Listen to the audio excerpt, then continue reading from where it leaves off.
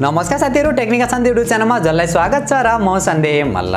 So guys, स्यामसङले चाहिँ Samsung galaxy F42 5G लाई चाहिँ इन्डियन मार्केटमा लन्च गर्ने तयारी गरिरहेको छ।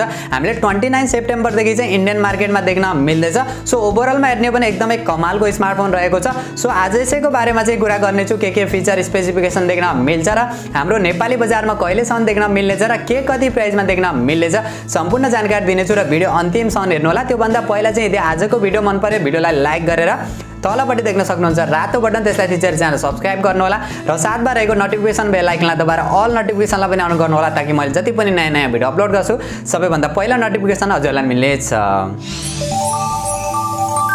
ओके, सो गाइज अब चाहिँ ढिला नगरी आजको भिडियो सुरु गर्न चाहन्छु र स्यामसङ ग्यालेक्सी F42 5G को बारेमा कुरा गर्ने हो भने सबैभन्दा पहिला चाहिँ म यसको डिजाइन, डिस्प्ले र बिल्ड क्वालिटीबाट चाहिँ सुरु गर्न चाहन्छु। 6.6 इन्चको full HD plus IPS LCD display 90 हर्ट्जका साथ देख्न मिल्छ भने अगाडिपट्टिको डिजाइन चाहिँ ग्लासको देख्न मिल्छ, तर पछाडिपट्टिको डिजाइन चाहिँ हामीले फुल प्लास्टिकको देख्न मिल्छ, प्लास्टिकै फ्रेम देख्न मिल्छ। ओभरअलमा हेर्ने भने डिजाइन, डिस्प्ले र बिल्ड क्वालिटी रेगुलर योभन्दा पहिला हामीले देख्न मिलेको स्यामसङको डिजाइन जस्तै नै सेम टु सेम देख्न मिल्छ। अलिकति क्यामेरा डिजाइनलाई मात्र चेन्ज गरेको छ। ओभरअलमा हेर्ने भने प्राइसिङलाई हेर्ने भने राम्रै मान्न सकिन्छ यसको डिजाइन र बिल्ड क्वालिटी। र सफ्टवेयरको बारेमा कुरा गर्ने भने एन्ड्रोइड 11 का साथ देख्न मिल्छ, जो स्यामसङको 3.1 कोर एडिसन वाला देख्न मिल्छ। एन्ड्रोइड एक्सपिरियन्स पनि हामीले डिसेन्ट खालको देख्न मिल्नेछ। हल्का फुल्का एडा ब्लुटुथ चाहिँ देख्न मिल्छ, तर हजुरहरूले त्यसलाई मजाले कस्टमाइज गर्न सक्नुहुनेछ। भने यसको प्रोसेसरको बारेमा कुरा गर्ने हो भने मिडियाटेकको डायमेन्सिटी 700 वाला प्रोसेसर देख्न मिल्छ। 5G को सपोर्ट पनि देख्न मिल्छ। एकदमै राम्रो कुरा चाहिँ 12 वटा 5G को ब्यान्डको सपोर्ट पनि देख्न मिल्छ। 7 नैनोमिटर फेब्रिकेसनमा बनेको छ र यसको अन्तुतो स्कोरको बारेमा कुरा गर्ने भने लगभग हामीले 2,80,000 भन्दा चाहिँ माथि नै देख्न मिल्छ। जीपीयू को बारेमा कुरा गर्ने हो भने माली G76 MC4 को चाहिँ जीपीयू देख्न मिल्छ। इनर्जी एफिसिएन्सी पनि एकदमै बब्बाल देख्न मिल्नेछ। भने ओभरअलमा यो प्रोसेसरको बारेमा र यसको गेमिङ पर्फर्मेन्सको बारेमा कुरा गर्ने भने एकदमै बब्बाल देख्न मिल्नेछ। योभन्दा पहिला लन्च भएको स्यामसङ ग्यालेक्सी F41 मा पनि हामीले राम्रै गेमिङ पर्फर्मेन्स चाहिँ देख्न मिलेको थियो।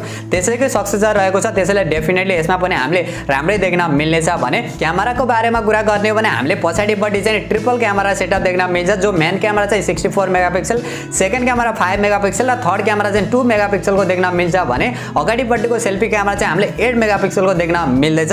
अगाडि पछाडिबाट हामीले 1080 पिक्सलको भिडियो रेकर्ड गर्न सकिन्छ। ओभरअलमा हेर्ने हो भने क्यामेरा फिचर र क्वालिटी पनि राम्रै देख्न मिल्नेछ। भने अरू फिचर र अरू सेन्सरहरूको बारेमा कुरा गर्ने हो भने साइड माउन्टेड फिंगरप्रिन्ट सेन्सर देख्न मिल्छ, फेस अनलक सेन्सर देख्न मिल्छ, 3.5 mm को हेडफोन ज्याक देख्न मिल्छ, सिंगल बटम फायरिङ स्पिकरको पनि सपोर्ट देख्न मिल्नेछ र अरू सानातिना फिचर सेन्सरहरू हामीले सबै देख्न मिल्छ। भने ब्याट्रीको बारेमा कुरा गर्ने हो भने 5000 mAh को ब्याट्री देख्न मिल्छ। 15 वाट को charger USB type C port का साथ। चार्जर भने अलिकति नर्मल नै युज गरेको छ। आजभोलि 15 वाट को त एकदमै रेगुलर चार्जर भइसकेको छ।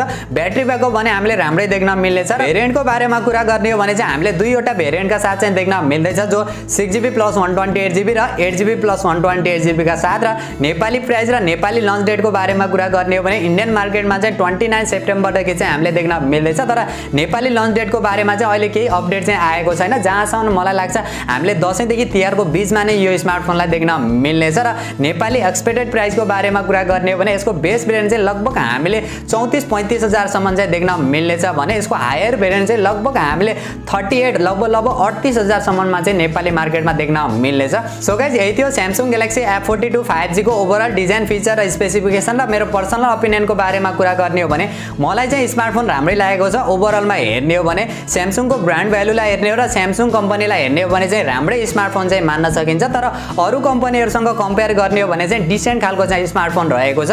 सो हजुरहरूमध्ये चाहिँ कतिजना चाहिँ एक्साइटेड हुनुहुन्छ स्यामसङ ग्यालेक्सी F42 5G लाई लिएर, त्यो भने कमेन्ट गर्नु होला। र यदि आजको भिडियो मन पर्यो भिडियोलाई लाइक गरेर तलपट्टि देख्न सक्नुहुन्छ रातो बटन, त्यसलाई थिचेर च्यानल सब्स्क्राइब गर्नु होला र साथमा रहेको नोटिफिकेसन बेल आइकनलाई दबाएर अल नोटिफिकेसनलाई पनि अन गर्नु होला, ताकि मैले जति पनि नयाँ भिडियो अपलोड गर्छु सबैभन्दा पहिला नोटिफिकेसन हजुरलाई मिल्नेछ।